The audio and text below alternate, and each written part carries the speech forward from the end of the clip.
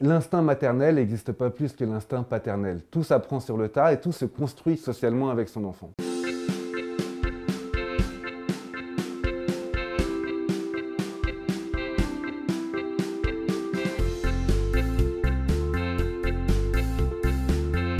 Ce qui se passe en Norvège traditionnellement, c'est que la mère commence le congé parental et elle a un quota, on dit quota de la mère, d'au minimum 3 mois.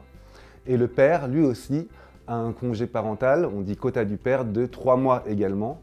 Et puis il y a 4 mois au milieu qu'on se répartit comme on veut. Contrairement à la France où le congé paternité a lieu en même temps que le congé maternité, en Norvège, le père prend le relais de la mère.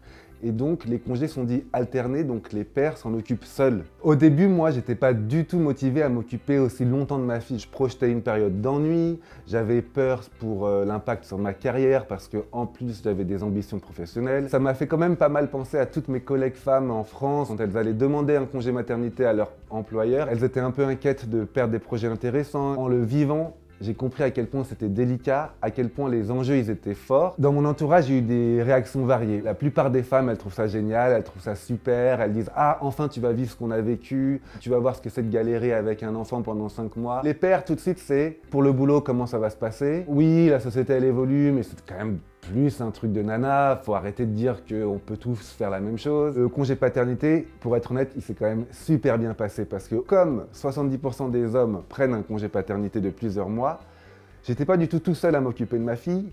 Je me suis retrouvé avec beaucoup de pères, beaucoup de mecs qui, comme moi, avaient plusieurs mois devant eux avec leur enfant. Après, il y a plein de galères. Il faut à la fois se gérer soi-même, gérer son enfant, gérer le deuxième, préparer le repas pour quand ma femme rentre du boulot. Donc là, j'avoue que moi, souvent, j'étais quand même un peu à la bourre. Toute la charge mentale. Au début, je voyais ça plutôt comme un mythe, un truc un peu oui, enfin, tout le monde passe par là. Mais quand tu le vis, tu te dis, ah ouais, quand même, tu prends cher. Tu t'aperçois qu'il n'y a pas que le fait d'organiser les choses, il y a le fait de les planifier, d'y penser en avance. Sous le concept de l'improvisation de dernière minute, il faut un peu l'oublier parce que sinon, tu te mets à courir après ton quotidien. Les grands avantages du congé paternité, c'est que ça permet de tisser du lien avec tes enfants beaucoup plus que quand tu rentres du boulot tard et que tu es crevé et que finalement tu fais un petit bonne nuit et puis ils vont faire dodo. Ça permet aussi au sein du couple d'avoir beaucoup plus une meilleure répartition des tâches à la maison. Troisièmement, il y a quand même un enjeu sociétal sur l'impact sur les carrières et les salaires. J'ai un peu envie de dire à tous les pères de France que